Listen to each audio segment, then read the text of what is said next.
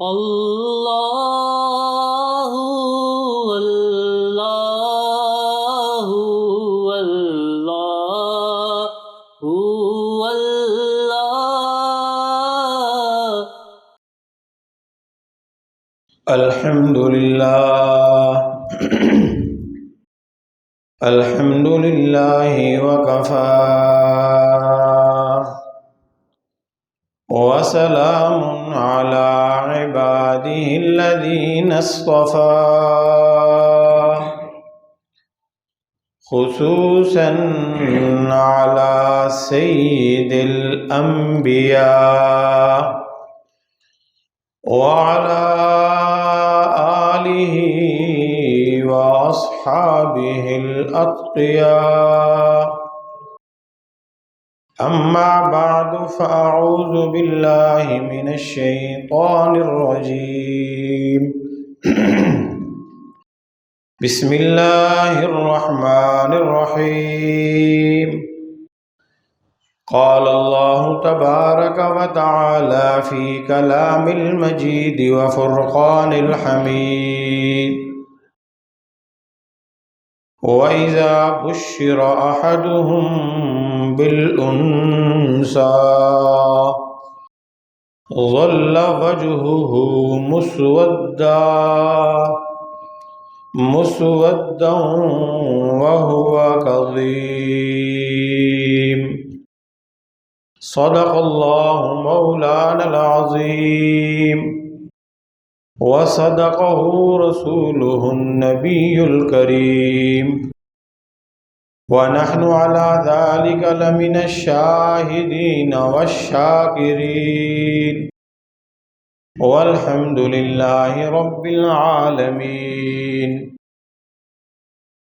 اللهم صل على محمد وعلى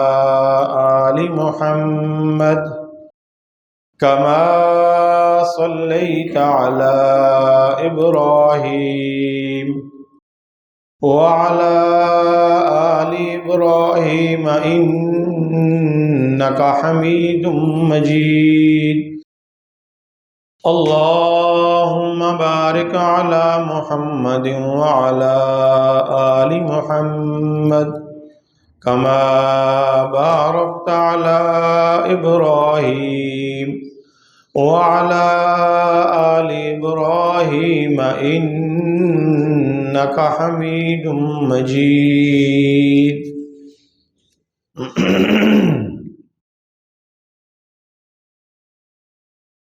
انتہائی قابل احترام عزیزوں، بھائیوں اور دوستوں، ماہ شعبان المعظم اور اس کا دوسرا جمعۃ المبارک ہے۔ رب کریم اس بابرکت مہینے اور اس بابرکت دن کی ساری خیریں، برکتیں، رحمتیں، راحتیں پیارے نبی صلی اللہ علیہ وسلم کے صدقے اور طفیل ہمیں، ہماری نسلوں کو اور پوری امت کو نصیب فرمائے۔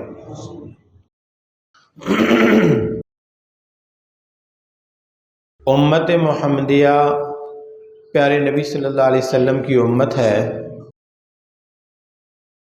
اور جیسے اللہ کے نبی آخری نبی ہیں، یہ امت بھی اللہ نے آخری امت بنائی ہے۔ پہلی امتیں عمریں بہت لمبی تھیں، اس امت کی عمر کوئی خاص لمبی نہیں ہے۔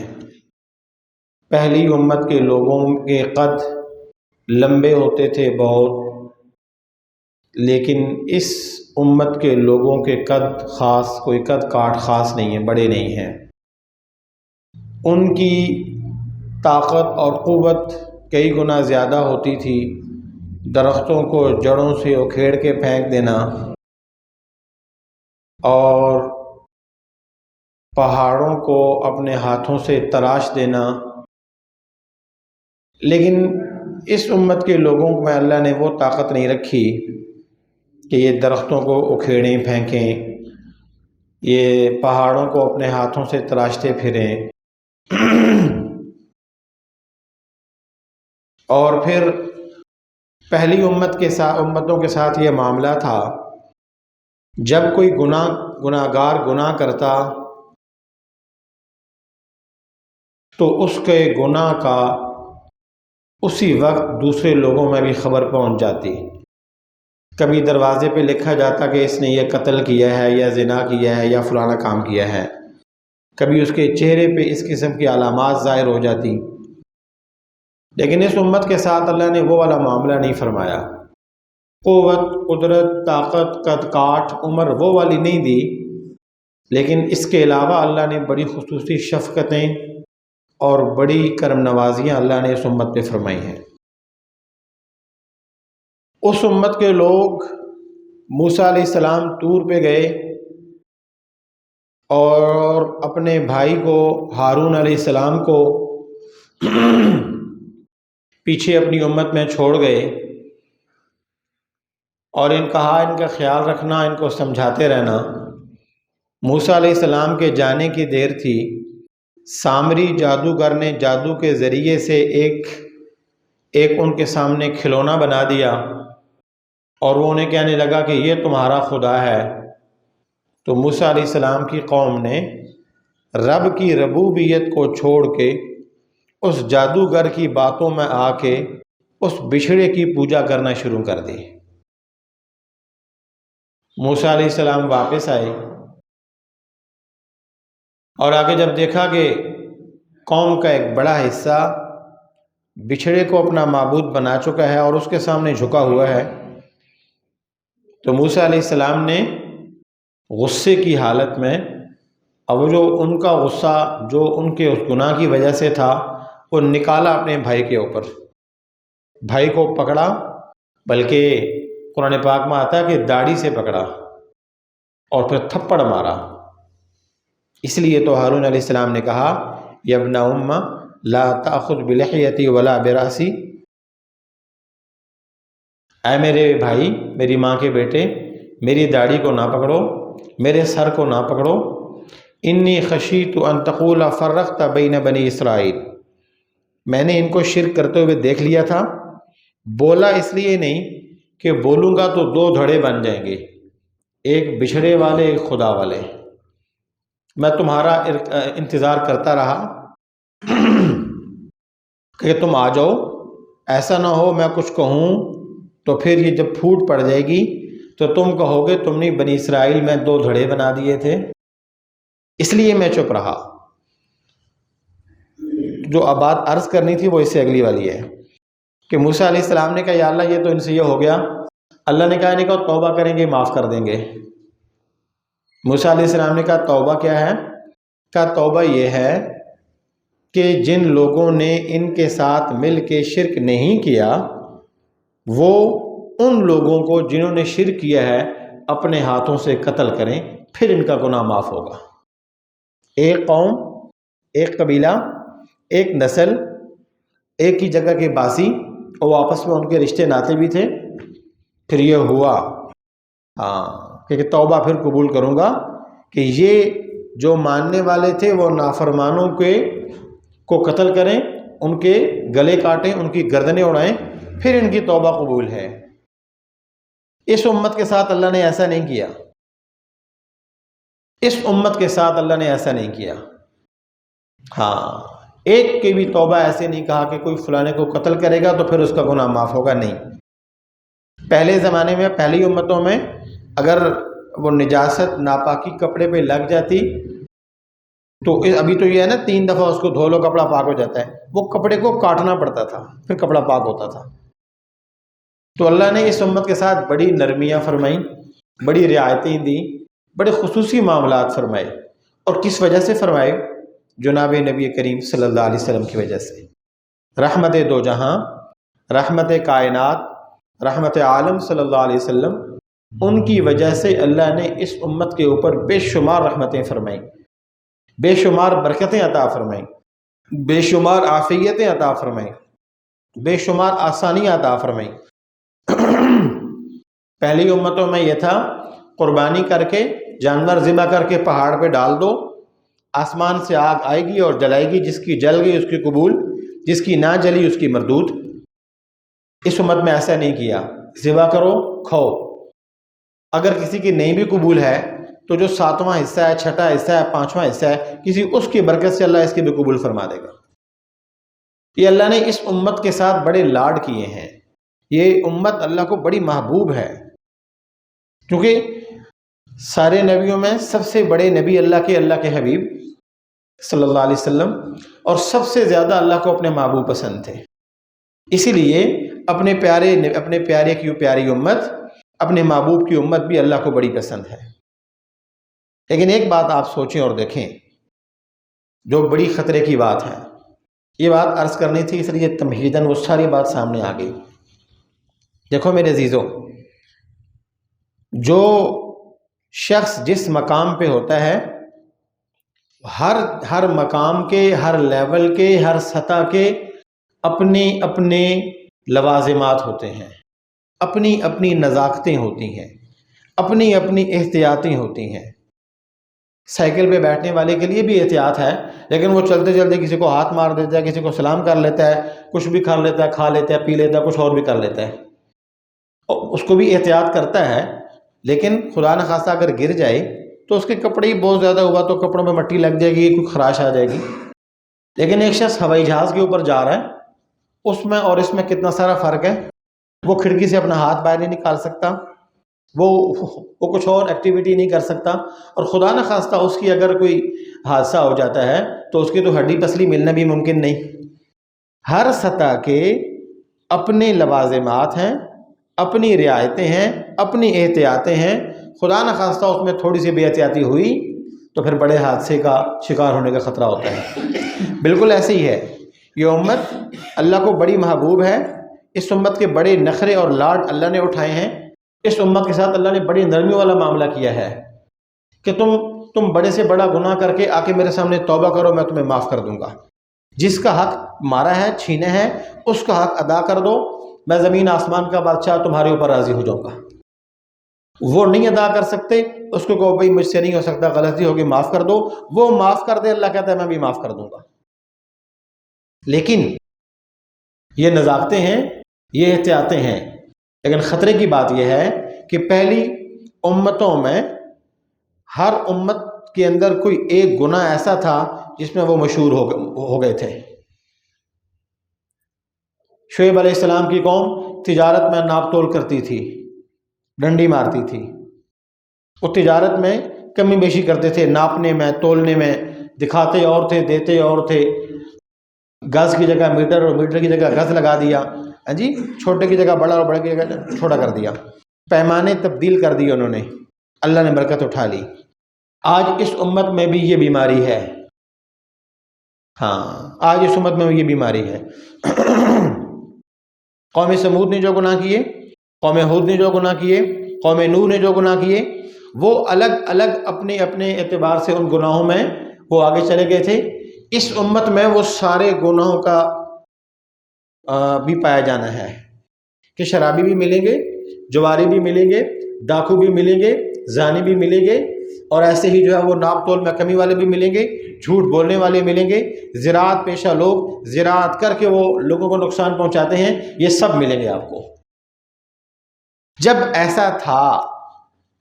کہ حضرت عیسیٰ علیہ السلام کے جانے کے تقریباً 650 سال کے بعد انسانیت انسان نہیں رہی، انسانیت کفر تو کر ہی رہی تھی، لیکن وہ کفر میں اتنے دور نکل گئے، جہالت کا شکار تو تھے ہی، وہ جہالت میں اتنے دور نکل گئے، وہ اتنے دور نکل گئے کہ ان کے پاس واپسی کا کوئی راستہ نہیں تھا، اور ہر اٹھنے والا قدم مزید ان کو جاہل بنا رہا تھا، کفر میں ڈبو رہا تھا، شرک میں ڈبو رہا تھا، ظلم میں ڈبو رہا تھا، اور ظلم اس قدر بڑھ گیا تھا کہ عورت نہیں تھی، مرد نہیں تھا، مرد ایک درندہ بن چکا تھا، چیرنے پھاڑنے والا، اور عورت کی اپنی کوئی زندگی نہیں تھی۔ ہر مہینے کے 8-10 دن وہ جانوروں کو جیسے الگ کمرے میں باندھ دیا جاتا ہے، یا کوئی ایسا مریض جس کے پاس جانے سے بیماری لگ جائے اس کو الگ کمرے میں وہ آئسولیٹ آج کل کر دیتے ہیں، تو اس طرح سے وہ عورتوں کو الگ بند کر دیا کرتے تھے۔ پیدا ہونے والے بچے کو دیکھا جاتا تھا کہ یہ کس کا بچہ ممکن ہے، فلاں کا ہے، فلاں کا ہے، فلاں کا ہے، فلاں کا ہے، حسب نسب مشکوک ہو گئے، زندگیاں حرام میں ڈوب چکی تھیں، کفر و شرک کا گھٹا ٹوپ اندھیرا تھا، اور ظلم کی حالت یہ تھی، اللہ اکبر، وَإِذَا بُشِّرَ أَحَدُهُم بِالْأُنثَىٰ ظَلَّ وَجْهُهُ مُسْوَدًّا وَهُوَ كَظِيمٌ، جو میں نے ابھی آپ کے سامنے تلاوت کی کہ جب کسی شخص کو بتایا جاتا، قرآن کیا کہتا ہے، سورہ النحل، قرآن کہتا ہے وَإِذَا بُشِّرَ، جب انہیں خوشخبری سنائی جاتی، یعنی یہیں سے پتہ چل گیا کہ جو میسج ہے وہ خوشخبری کا ہے، اور بشیرہ کا لفظ ہے، جو لوگ گرامر سے جن کا تعلق ہے، بشرا اس نے خوشخبری دی، سنائی نہیں، بشرا جب خوشخبری پہنچائی گئی، یعنی کیا مطلب ہے کہ وہ اگر کھیت میں ہے تو وہاں، گھر میں ہے تو وہاں، بازار میں ہے تو وہاں، سفر میں ہے تو وہ وہاں، جو جہاں پہ ہوتا، جب اس کو خبر ملتی، جب اس کو میسج ملتا، جب اس کو خوشخبری سنائی جاتی۔ اور عجیب بات ہے، قرآن نے اگلی سٹوری بعد میں بتائی کہ ہے کیا، خوشخبری کون سی ہے، پہلے کہہ دیا خوشخبری ہے۔ بنانے والا خوب جانتا ہے کہ یہ خبر کیسی ہے، وہ پہلے ہی کہہ رہے کہ میں خوشی کی خبر بھیج رہا ہوں۔ اب آگے چل کے پھر عرض کرتا ہوں، اذا بشر احدہم، ان میں سے کسی کو جب خوشخبری سنائی جاتی، کس چیز کی، بالانثیٰ، اس کو خوشخبری دی جاتی بیٹی کی کہ جناب آپ کے ہاں ایک بیٹی کی ولادت ہوئی ہے، آپ کے گھر میں اللہ نے بیٹی کو بھیجا ہے، آپ کے گھر میں اللہ نے بیٹی بھیجی ہے، آپ کے گھر میں آپ کی لخت جگر آئی ہے۔ جب اس کو یہ خوشخبری دی جاتی تو قرآن ان کا نقشہ کھینچتا ہے، قرآن کہتا ہے ظل وجہہ مسودہ، ظل وجہ مسودہ، سمجھیں اس بات کو، مسودہ کالے ہو جانا، کالا ہو جانا، ظل وجہہ ان کے چہرے یہ خبر سنتے ہی کالے پڑ جاتے تھے، یعنی جو عجیب، جو اچانک ایسی خبر سنو نا جس کا یقین نہ ہو، تو ایک دم چہرے کے تاثرات، چہرے کا رنگ بدل جانا، چہرے کا رنگ تبدیل ہو جانا، دو چیزیں ہوتی ہیں، ایک تو یہ کہ اس کو یہ اندازہ نہیں تھا، اس کی توقع کے برعکس ہو گیا ہے، اچانک ہو گیا ہے، دوسرا اس سے اب برداشت کرنا مشکل ہے، اس لیے چہرے کے اثرات سامنے آ گئے ہیں، ظل وجہہ مسودہ وہو کظیم، اور یہ ایسے ہو جاتا ہے جیسے رنج کی وجہ سے، غم کی وجہ سے، دکھ کی وجہ سے، تکلیف کی وجہ سے، درد کی وجہ سے چہرہ پھول جانا، سوج جانا، آنکھیں لٹک جانا، اور پیشانی پہ بل پڑ جانا، اور گردن جھکا لینا، اور ایسے جیسے پتہ نہیں کتنے پہاڑوں، غموں کے پہاڑ اس کے اوپر ٹوٹے ہیں، ایسا ہو جاتا تھا یہ شخص۔ یہ کب ہو رہا تھا؟ جب امام الانبیاء صلی اللہ علیہ وسلم ابھی نبوت کا اعلان اس دنیا میں سرکار کا نہیں ہوا تھا،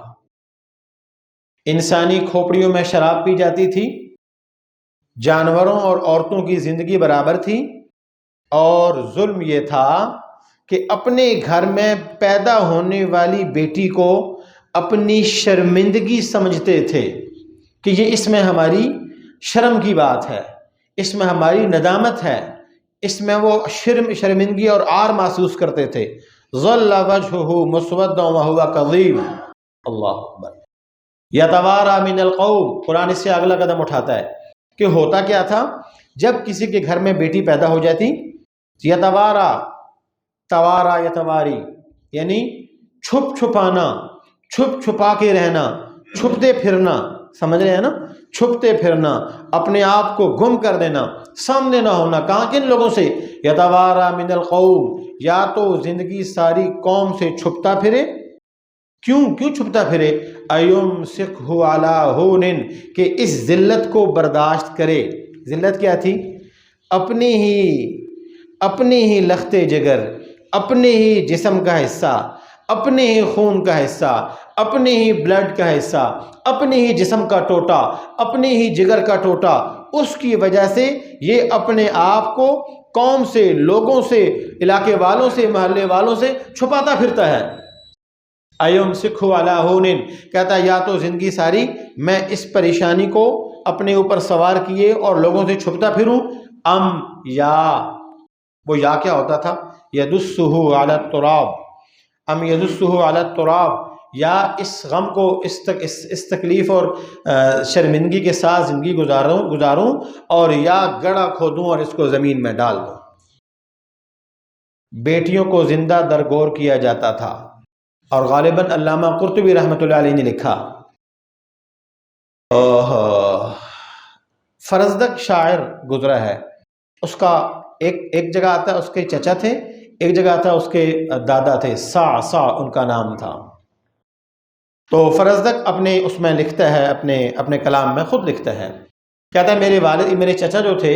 یہ کیا کرتے تھے، جب ان کو محسوس ہو جاتا فلانے گھر میں بیٹی پیدا ہوئی اور اس بیٹی کی قبر کی تیاری ہو رہی ہے، تو یہ پہنچ جاتا، تو انہیں کہتا میرے سے 4 اونٹ لے لو، 6 اونٹ لے لو، 7 اونٹ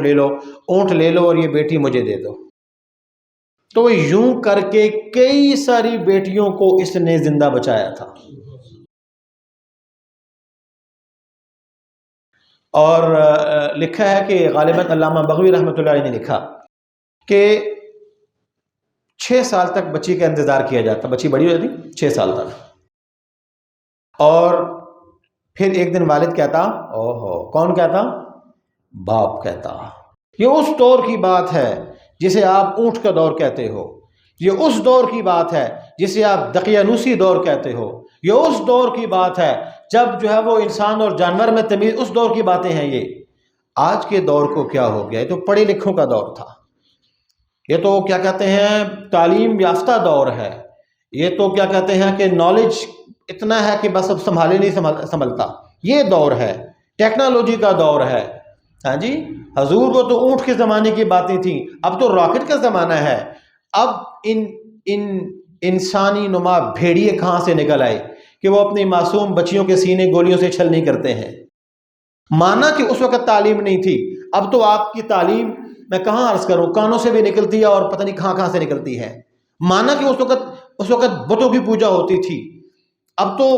مانا کہ اس وقت جنگلوں میں رہتے تھے، اب تو کئی منزلہ بلڈنگوں میں رہتے ہو۔ مانا کہ اس وقت کسی چیز کی تمیز نہیں تھی، اب کیا بیماری لگ گئی ہے؟ اب یہ ظلم کیوں ہے؟ یہ بربریت کیوں ہے؟ یہ شیطنت کیوں ہے؟ یا تو معصوم بچیوں کی، میں بڑیوں کے متعلق کیا کہوں، وہ الگ رونا ہے، معصوم نہ ان کی عزتیں محفوظ، باہر نکلتے ہیں تو بھیڑیے اور درندے ان کی عزتوں پہ نظر رکھے ہوئے ہیں، اور گھر میں تو ظالم باپ ان کو جینے نہیں دیتا۔ یہ تو اس دور کی باتیں تھیں، قرآن نے اس وقت کا قصہ سنایا ہے آپ کو مجھے۔ یاد رکھو جب اللہ رسول سے پیچھے ہٹو گے، اللہ رسول کی دی ہوئی باؤنڈریز، بتائی ہوئی اور دی کی تعلیمات اور ہدایات سے پیچھے ہٹو گے، تو پھر انسان کو جانور بننے میں کوئی دیر نہیں لگے گی، یا وہ پھر پتھر کا دور کا انسان ہو یا پھر ایٹم کے دور کا انسان ہو۔ وہ بھی جانور بن گئے تھے، یہ بھی جانور بن چکے ہیں۔ کیوں؟ اللہ رسول کا خیال نہیں، اللہ رسول کی پرواہ نہیں، اللہ رسول کے حکم کی پرواہ نہیں۔ ماں نے پہلے دن کلمہ پڑھا کے پھر جوانی تک بتایا ہوتا، باپ نے سکھایا ہوتا، آپ کے اسکول نے بتایا ہوتا، آپ کے معاشرے نے بتایا ہوتا، معاشرے کے ان ٹھیکیداروں نے بتایا ہوتا، ظلم حرام ہے، قتل حرام ہے، ظلم حرام ہے، ان بچوں کو سمجھایا ہوتا، یہ بھیڑیے نہ بنتے۔ دنیا کا سارا علم دیا، دنیا کی ساری عیاشیاں دی، لیکن یہ نہیں بتایا کہ یہ حرام ہے۔ شادی کرنے کا شوق ہے ہمیں اور بچوں کو بھی، کر دو ان کی شادیاں، یہ نہیں بتایا جاتا کہ بیٹا شادی کے بعد تمہارے ذمے یہ فرائض ہیں، یہ حقوق ہیں۔ خیرکم خیرکم لأہلہ، تم میں وہ بہتر ہے جو گھر والوں کے لیے بہتر ہے۔ باہر لوگوں پہ خرچ کرنا صدقہ ہے، جو اپنے گھر والوں پہ خرچ کرتا ہے یہ بھی صدقہ ہے۔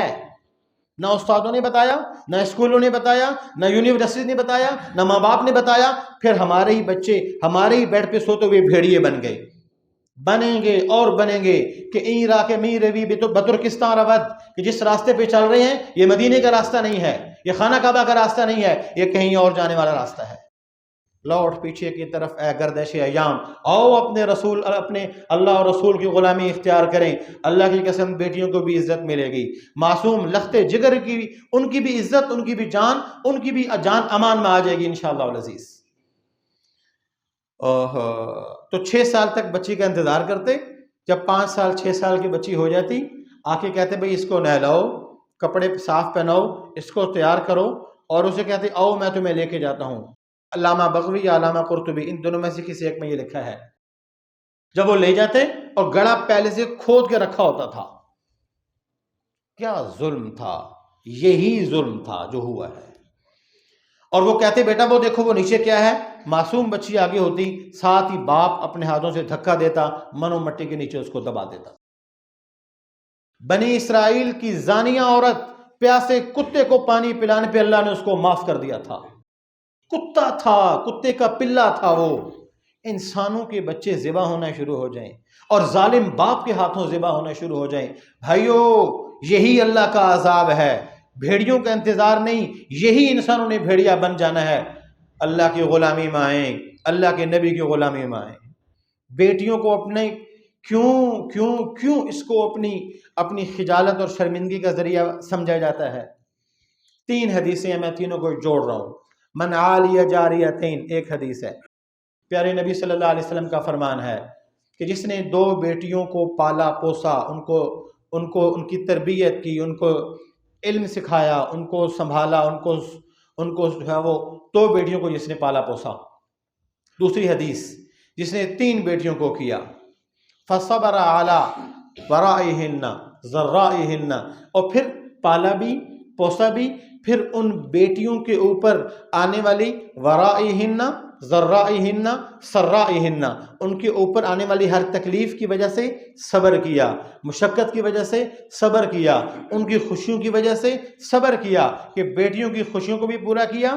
ان کی تکلیفوں کے اوپر بھی ان کے اوپر صبر کیا، اور یہ چھت بن کے کھڑا ہو گیا۔ کوئی ان نونہالوں کے اوپر نہ کوئی گد ٹوٹے گا، نہ کوئی آسمان ٹوٹے گا، نہ کوئی ظلم کرے گا ان کے اوپر۔ اور پھر ان کی وجہ سے انسان ہے، تکلیف ہوتی ہے، مشقت میں پڑ جاتا ہے۔ دوسرا ایک اور لفظ، من ابتلی جاریتین، جس کو بیٹیوں کی وجہ سے آزمایا گیا۔ یہ آپ اردو میں مبتلا ایک لفظ پڑھتے ہیں، آزمائش میں مبتلا ہو گیا، من ابتلیہ کا لفظ ہے، جو بیٹیوں کی وجہ سے آزمایا گیا، جس کو بیٹیوں کی وجہ سے ڈرایا گیا، جس کو بیٹیوں کی وجہ سے دھمکایا گیا، جس کو بیٹیوں کی وجہ سے ستایا گیا،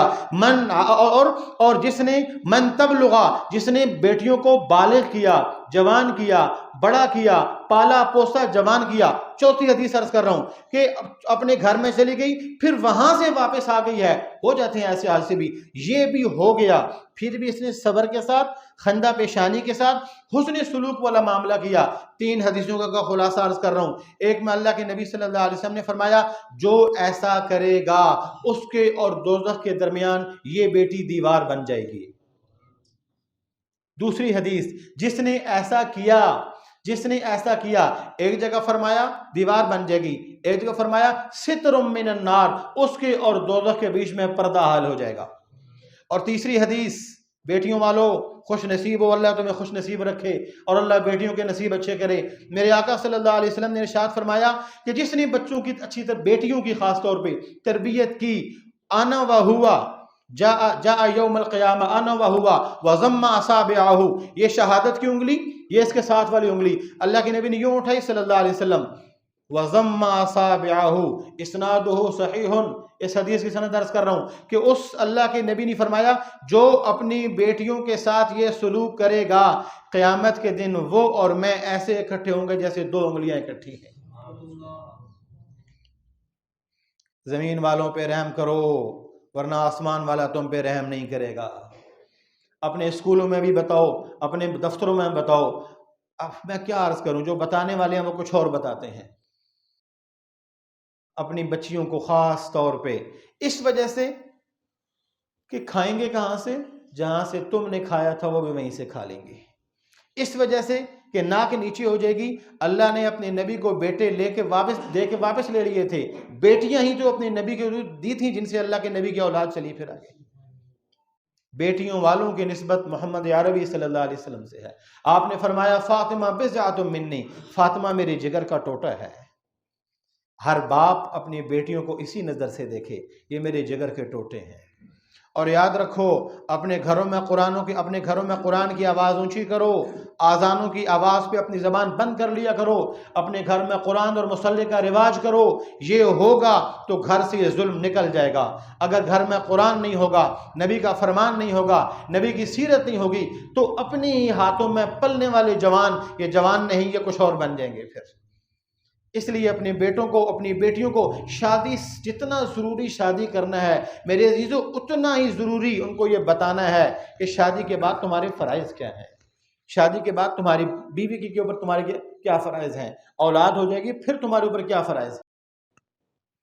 100 باتوں کی ایک بات، کملی والے آقا صلی اللہ علیہ وسلم کی سچی اور پکی غلامی اختیار کریں، ان کی غلامی میں چلیں گے، اللہ ہمیں بھی محفوظ کرے گا، ہماری بیٹیوں کو بھی محفوظ کرے گا۔ پوری امت کا بچہ نبی کی سیرت کے اوپر عمل کرے، اللہ اس کے دونوں جہانوں میں اللہ اس کو کامیاب فرمائے گا۔ کریں گے انشاءاللہ، اللہ عمل کرنے کے توفیق نصیب فرمائے۔ اللہ اللہ اللہ، لا الہ الا اللہ۔